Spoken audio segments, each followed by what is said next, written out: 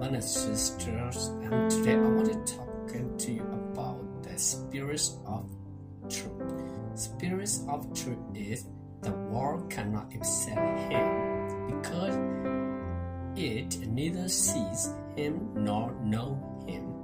But you know Him, for He lives with you and will be in you. This is about the Jesus talking to His disciple and talk about like they to tell him, if you love me, you will obey what I command. Another thing is Jesus replied, if anyone loves me, he will obey my teaching. My Father will love him, and we will come to him and make our home with him.